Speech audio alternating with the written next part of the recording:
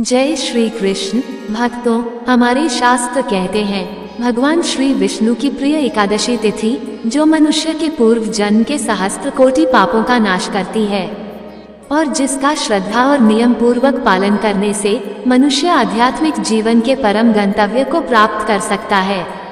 एकादशी के विषय में ये भी कहा गया है, संसार मनुष्य समूह जब एकादशी का उपवास पालन करता है तो वह तुरंत ही सुखी हो जाते हैं। अगर कोई मनुष्य भौतिक सुख सुविधा प्राप्त करने के लिए भी एकादशी व्रत करता है तो ये कल्प वृक्ष के समान उस मनुष्य की भौतिक इच्छा को भी पूर्ण कर देता है।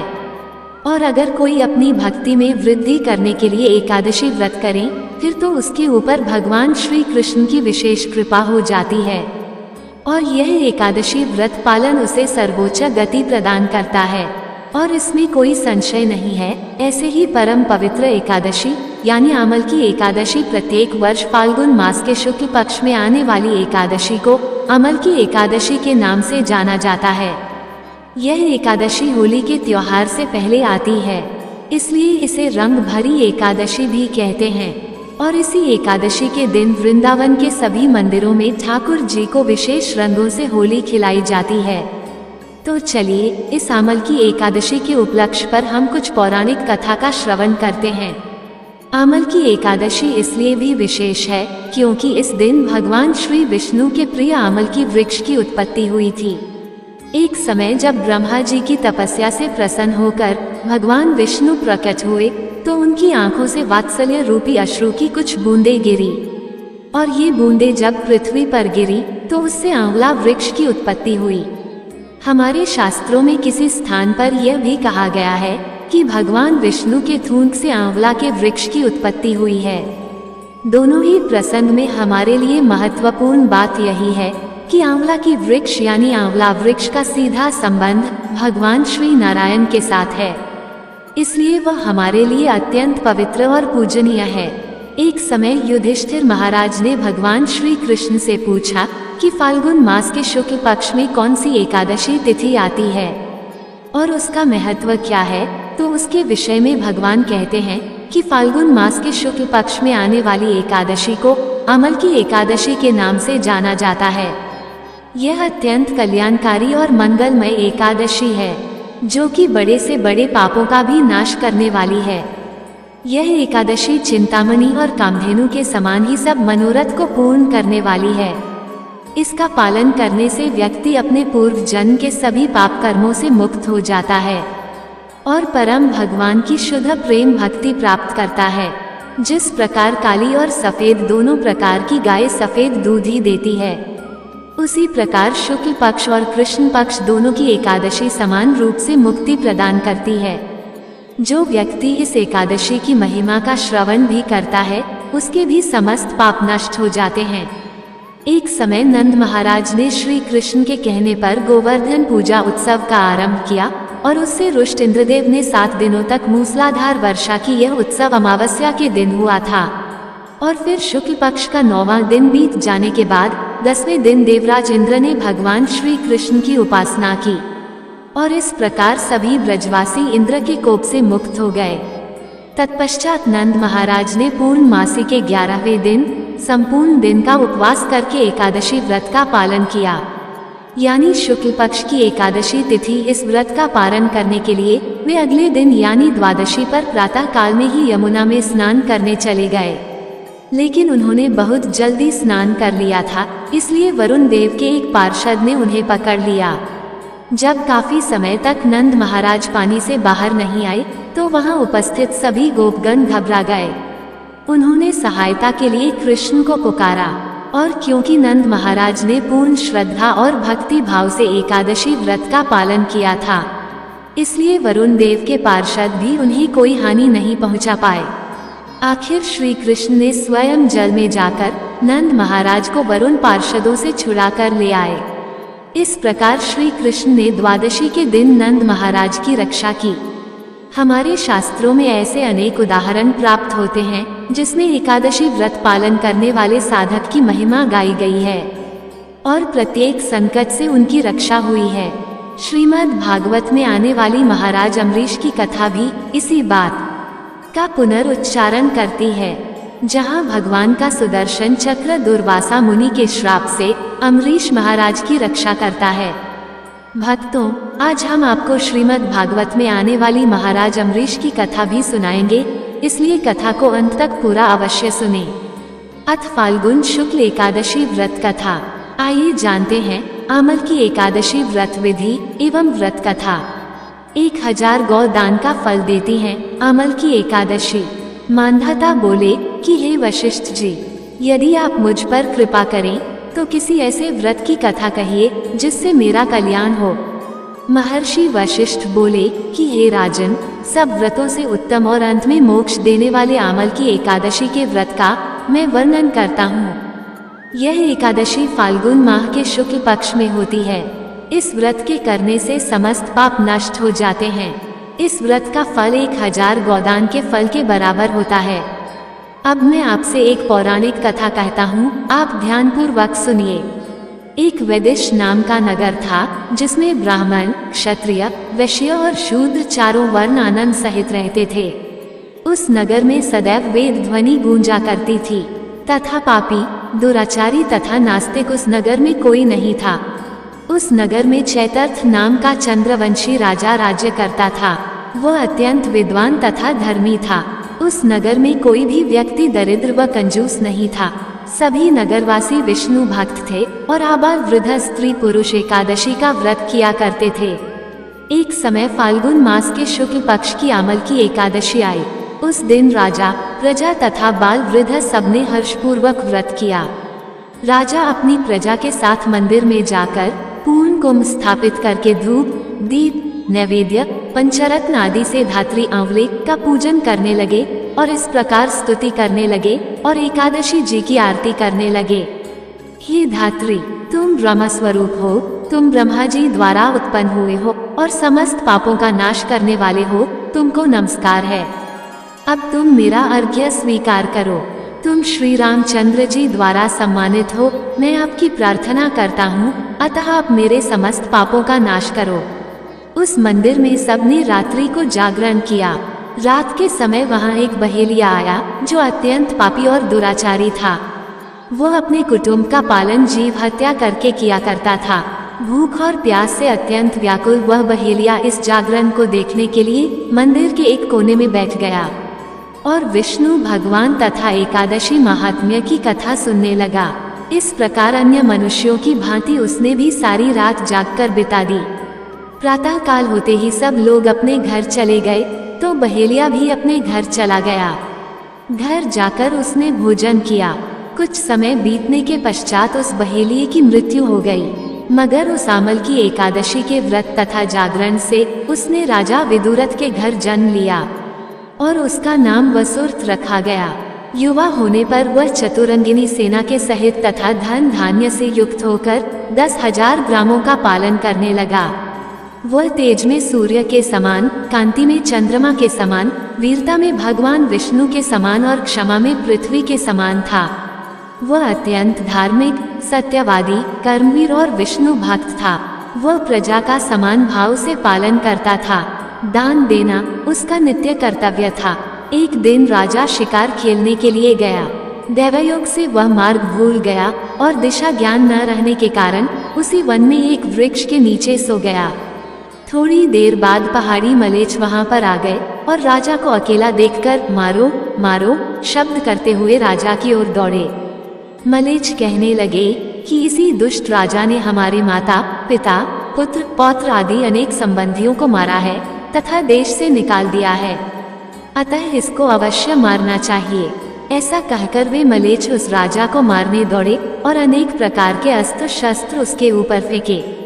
वे सब अस्त्र शस्त्र राजा के शरीर पर गिरते ही नष्ट हो जाते और उनका वार पुष्प के समान प्रतीत होता। अब उन मलेच्छों के अस्त्र शस्त्र उल्टा उन्हीं पर प्रहार करने लगे, जिससे वे मूर्छित होकर गिरने लगे। उसी समय राजा के शरीर से एक दिव्य स्त्री उत्पन्न हुई। वह स्त्री अत्यंत सुंदर होते हुए भी उसकी भरीकुटी टेढ़ी थी। उसकी आंखों से लाल लाल अग्नि निकल रही थी, जिससे वह दूसरे काल के समान प्रतीत होती थी। वह स्त्री मलेच्छों को मारने दौड़ी और थोड़ी ही देर में उसने सब मलेच्छों को काल के गाल में पहुंचा दिया। जब राजा सोकर उठा तो उसने मलेच्छों को मरा हुआ देखकर कहा कि इन शत्रुओं को किसने मारा है? इस वन में मेरा कौन हितैषी रहता है? वह ऐसा विचार कर ही रहा था कि आकाशवाणी हुई, हे राजा, इस संसार में विष्णु भगवान के अतिरिक्त कौन तेरी सहायता कर सकता है? इस आकाशवाणी को सुनकर राजा अपने राज्य में आ गया और सुखपूर्वक राज्य करने लगा। महर्षि वशिष्ठ बोले कि हे राजन, यह अमल की एकादशी के व्रत का प्रभाव था। जो मनुष्य इस अमल की एकादशी का व्रत करते हैं वे प्रत्येक कार्य में सफल होते हैं और अंत में विष्णुलोक को जाते हैं। भक्तों, आज एकादशी पर जरूर सुने ऋषि दुर्वासा और महाराज अम्बरीश की ये कथा और जानिए एकादशी व्रत करने से क्या फल मिलता है। ऋषि दुर्वासा जो दूर्वा खाकर रहते थे और दुर्वासा जी वह है जो किसी को भी श्राप दे देते थे। बड़े ही गुस्सैल साधु हैं। एक बार उन्होंने एक भक्त की भक्ति से पंगा ले लिया। भागवत जी में कथा है, एक भक्त थे जिनका नाम था अम्बरीश। अम्बरीश जो विष्णु जी के भक्त थे वह बेचारे इतने बड़े भक्त थे कि अपने हाथ से गेहूं पिसते थे, चक्की से रोटी बनाते थे, अपने हाथ से भगवान को भोग लगाते थे और भगवान के पूजा के बर्तन अपने हाथ से साफ करते थे। भगवान के वस्त्र अपने हाथ से बनाते थे, भगवान की माला भी अपने हाथ से ही बनाते थे, भगवान के लिए पुष्प खुद तोड़ कर लाते थे, जमीन में सोते थे। ऐसे श्रेष्ठ भक्त थे अम्बरीश जी। और वह एकादशी बहुत करते थे। एकादशी के दिन निराहार रहते थे, कोई जलपान नहीं करते थे। द्वादशी के दिन ब्राह्मणों को भोग लगाकर, ब्राह्मणों को भोजन पवाकर और फिर वह पाते थे। उनकी एकादशी में बड़ी निष्ठा थी। फिर एक दिन एक घटना घट गई। दुर्वासा जी आ गए और वो भी कब आए? द्वादशी के दिन। और द्वादशी का नियम होता है, एकादशी का नियम के अनुसार द्वादशी को ही पारण कर लेना चाहिए। पारण का मतलब कुछ खा लेना चाहिए, तभी व्रत पूरा होता है। जब भी एकादशी आया करें तो जगन्नाथ जी के चावल के प्रसाद से द्वादशी को व्रत पूरा किया करिए। एकादशी को चावल नहीं खाना चाहिए, पर द्वादशी को चावल जरूर खाना चाहिए। और कौन सा चावल? इस धरती में सबसे श्रेष्ठ चावल क्या हो सकता है? जगन्नाथ जी का भात सबसे उत्तम। जगन्नाथ के भात को जगत पसारे हाथ। भगवान जगन्नाथ जी का प्रसाद सबके घर में होना चाहिए। जगन्नाथ जी से ढेर सारा प्रसाद ले आए और चावल को धूप में फिर से सूखा लेते हैं। दुर्वासा जी द्वादशी के दिन आए। उस समय अम्बरीश ब्राह्मणों को भोजन करा रहे थे और त्रयोदशी लगने वाली थी, मतलब तिथि बदलने वाली थी। अब तिथि बदलने के पहले आपको पारण करना पड़ता है। अब दुर्वासा जी आए तो अम्बरीश जी ने कहा, महाराज आप भी पाओ। दुर्वासा जी बोले, मैं नहाकर आता हूँ। तो उन्हें नहाने में जरा देर हो गई और अम्बरीश की तिथि निकली जा रही थी। तो अब अगर घर में साधु भूखा हो तो कुछ खा तो सकते नहीं। तो उन्होंने भगवान का चरण अमृत पीकर अपने व्रत को पारण कर लिया। जब वह चरण अमृत पी रहे थे कि सामने से दुर्वासा जी आ गए। अब दुर्वासा जी बड़े गुस्से में आ गए कि मुझे खिलाए बिना तुमने खा लिया, जानता नहीं मैं कौन हूँ? तू बड़ा भक्त बन रहा है, मैं आज तुझे दंडित करूँगा। तूने एक साधु का अपमान किया है, तू जानता नहीं मैं कौन हूँ? तूने मुझे खिलाए बिना खा लिया। और दुर्वासा जी से सारा जग डरता था कि वह बहुत खतरनाक ऋषि हैं। अम्बरीश जी तो हाथ जोड़ खड़े हैं, महाराज यदि अपराध हुआ है तो मुझे दंड दीजिए। और अम्बरीश ऐसे भक्त थे कि जब वो अपने हाथ से गेहूं पीसा करते थे तो बगल में भगवान बैठकर अपने पीताम्बर से उनको हवा किया करते थे। ऐसे भगवान स्वयं उनके प्रेम में बिक चुके थे। जब जब अम्बरीश भगवान की सेवा करते तो भगवान स्वयं उनकी सेवा करते। अम्बरीश उनकी सेवा करते और भगवान उनकी सेवा करते। अब भगवान ने अपना सुदर्शन नियुक्त कर दिया था। सुदर्शन नियुक्त कर दिया कि तुम पर कोई संकट आएगा तो मेरा सुदर्शन तैयार रहेगा। अब दुर्वासा जी को गुस्सा आया कि तुमने मुझे खिलाए बिना खा लिया। तब दुर्वासा जी ने अपना एक बाल उखाड़ा और पटक दिया, और जब पटका तो उस बाल को पटकने से एक राक्षसी पैदा हो गई। उसने अम्बरीश को नुकसान पहुंचाने के लिए खाने के लिए दौड़ी, और जैसे ही दौड़ी तो भगवान का सुदर्शन चक्र नियुक्त था।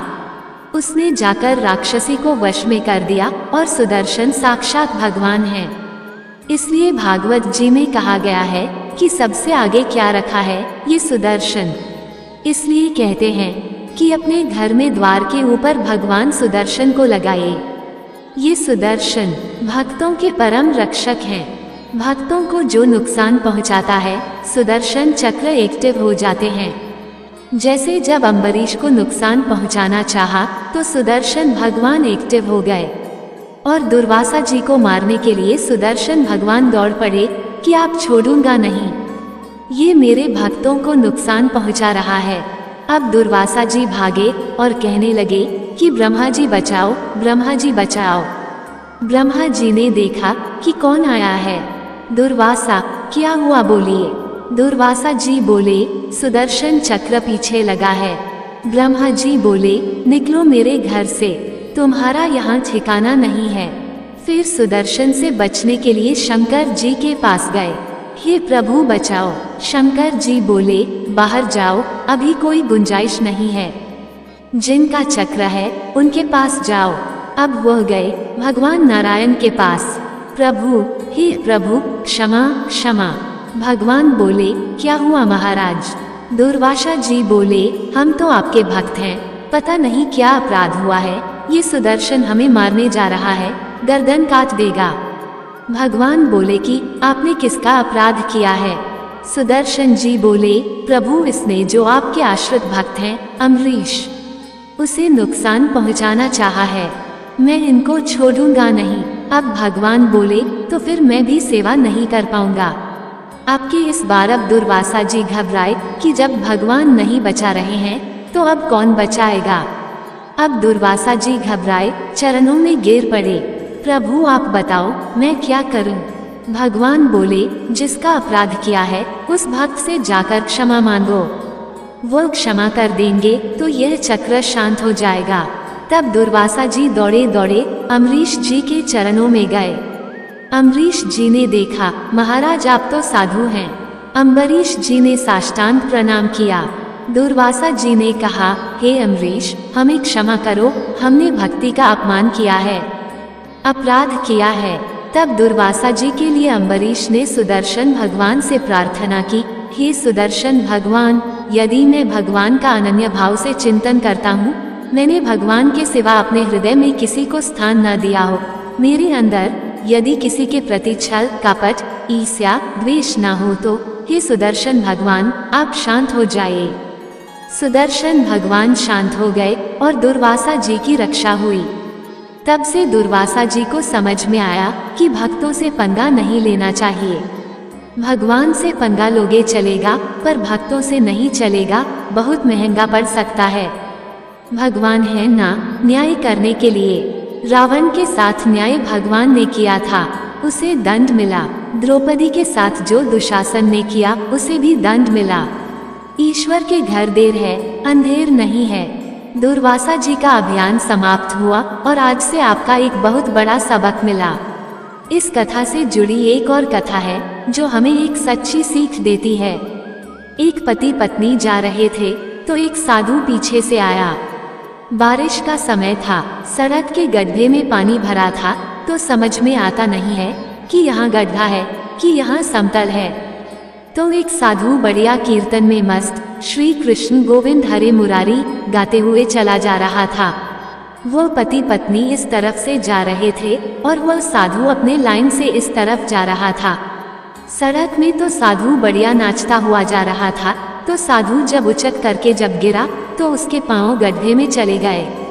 गड्ढे में गए तो पानी भरा था, और जब पानी में गए तो पानी की कुछ बूंद उसकी ओर जाकर गिर गई। पति पत्नी जो जा रहे थे तो उस पति ने सफेद कलर की शर्ट पहन रखी थी। पानी की कुछ बूंद जब गिरी तो वह आदमी बड़ा गुस्सा हुआ, अरे बाबा पागल हो गया है, देखकर नहीं चलता। वह आदमी आया और बाबा जी के गाल में जोर का एक थप्पड़ मारा और कहने लगा, कपड़े गंदे कर दिया, अंधा है क्या। जबकि वह साधु तो अपनी मस्ती में था, उसे कुछ पता ही नहीं। उसने थप्पड़ मार भी दिया तो उसने कोई प्रतिकार नहीं किया, कोई जवाब नहीं दिया। उसको लगा विधाता आज यही मिला खाने को, तो चलो यही खाकर भजन करेंगे।